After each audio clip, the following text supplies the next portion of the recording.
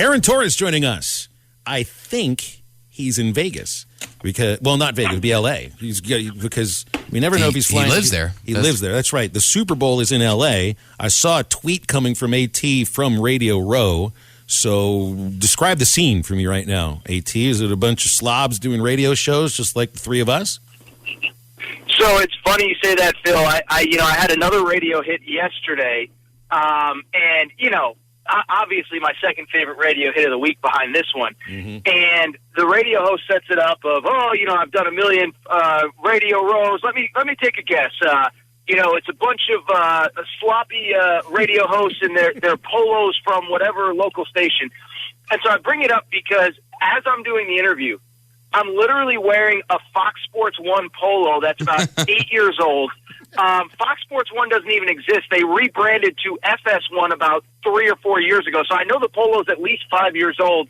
And I'm just kind of walking around. I went down there. I didn't have any work responsibilities. There were just some people I wanted to see, people I wanted to catch up with. But, it was pretty cool. I don't know if you guys have ever done a Super Bowl radio row, but it's the way you would imagine. It's the way you would imagine, the way you see it on TV is that, and it's people that you know, some that you don't, some that are high profile, some that are not, and they're all on behalf of some brand. So yesterday, I saw Barry Sanders, I saw Adrian Peterson, I saw Justin Herbert. I was told Dak was there, but I didn't see him.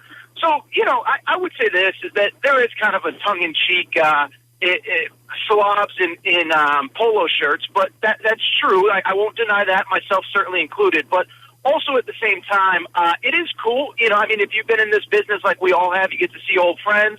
And obviously, look, there's an opportunity to speak with cool people, even if it's only for 8 or 10 minutes, and even if you know that you're not going to get anything interesting out of them, it's still cool to say you rubbed elbows with Barry Sanders or Emmitt Smith or Eric Dickerson or Justin Herbert or something like that. So it was fun overall. I had a good day, and today I'm kind of bouncing around, trying to, I think I may have just seen that Bryan Harsin is coming back right before we went on. So that is correct. All sorts of good stuff going on. Yeah. Yeah, we don't know how you can all, if you're the boosters, if you're the athletic department, if you're the coach, and the rest of the coaching staff, whenever Harsin finishes hiring that coaching staff, that you're all supposed to be going in the same direction. It's just, I don't know if it works like that. Been a really weird week for Auburn athletics. The number one team in the country fell at Arkansas. Arkansas's women's team beat them last night, down 3 starters. And Auburn football has been, the craziest set of boosters has been on display for the entire nation to see. Well, I'll say this. We can get to the basketball game in a minute, but, the football thing from that perspective that you just laid out, Phil, is just fascinating to me because it's interesting. We all do this as a profession, and everybody listening loves what we do and what the sports that we cover.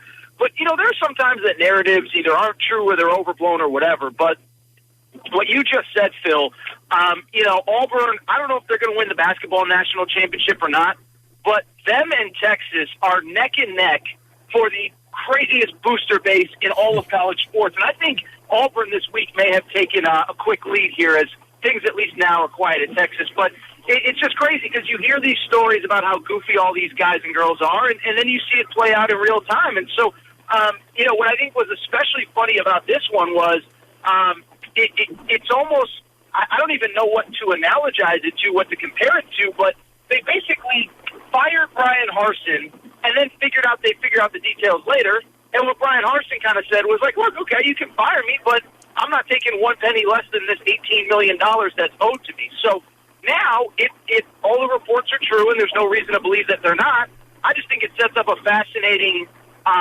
next year or so at Auburn, because I don't think his buyout comes down substantially.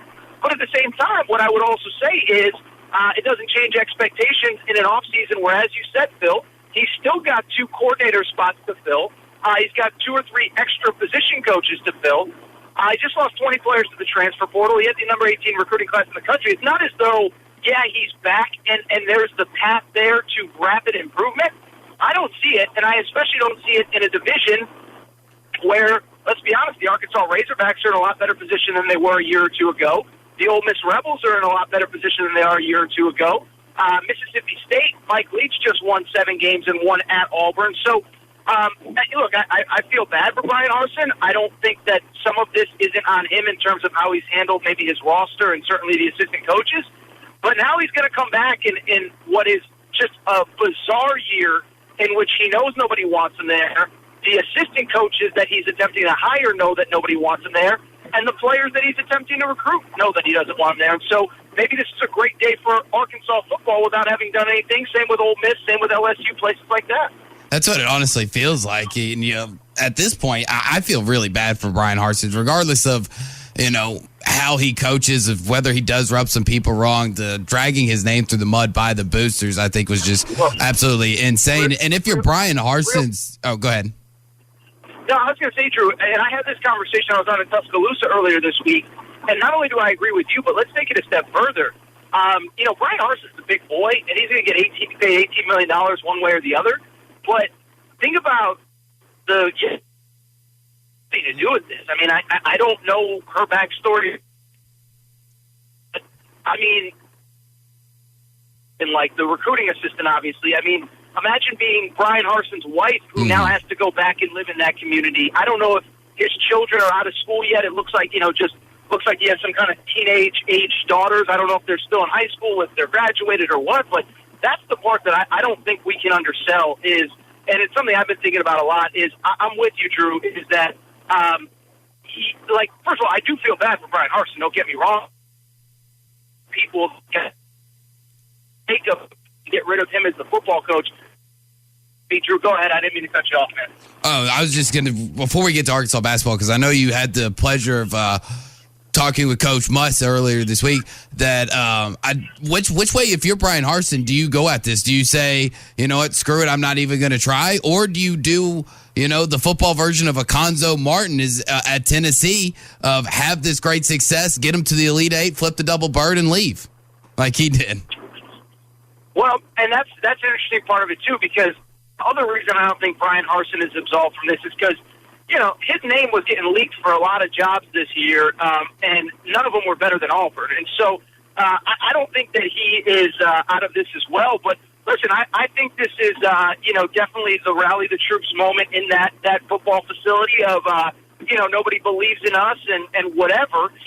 What's interesting to me, though, is, I've seen a lot of people, some really good Auburn writers kind of compare it to Tommy Tuberville, the infamous, they meet with Bobby Petrino, who obviously Arkansas fans know well. They meet with Bobby Petrino and try to convince Bobby Petrino to take the job, and Tuberville ends up keeping the job.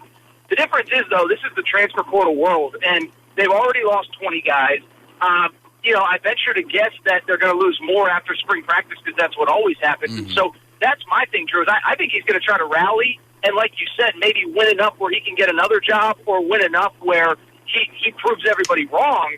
I just don't know that in the transfer portal world where you just lost 20 players that you're going to have the bodies to do it. I mean, look at, just as an example, LSU by the end of the year, between injuries, attrition, coaching turnover, you knew that some of the once Coach O left, I mean, they had, 40-something players for the bowl game, and I know that it's different, but I just don't know that he's going to have the bodies. So I do think he's going to rally. I do think he's going to try and do enough to convince somebody else to hire him, because obviously I don't think this is going to be a turn it around and stay for 10 years in kumbaya situation.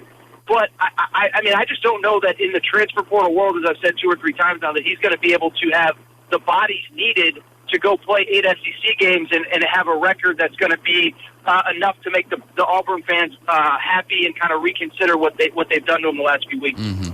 Yeah, and AT, go ahead and tell us about your conversation with the coolest basketball coach in America, Eric Musselman. The shirtless Eric Musselman. Yes.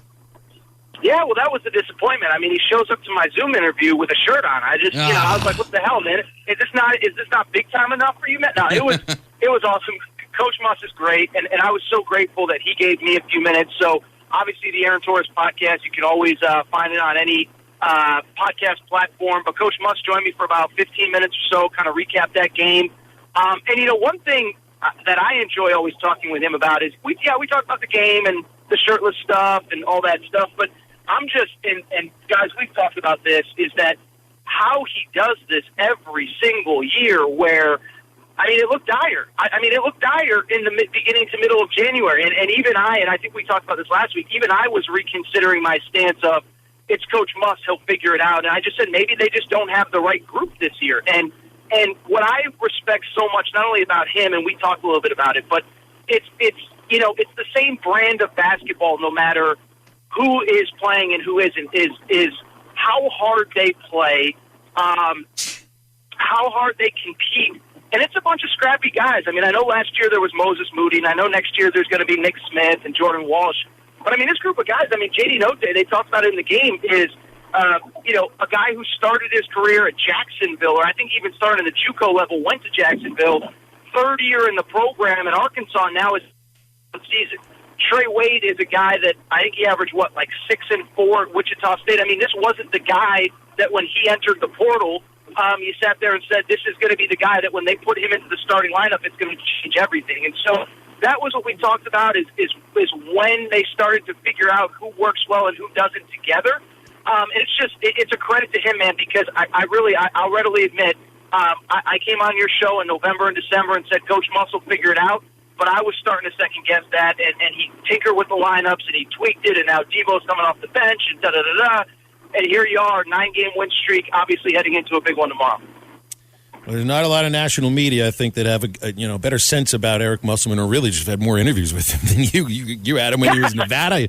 You were talking about him being a great candidate for Arkansas when Hunter Yurachek was searching for him. So, yeah, your talks with Muss, I think, are probably better than a lot of the others that you might see on national platforms. AT, we're out of time. Appreciate it. Enjoy the Super Bowl, and we appreciate you as always.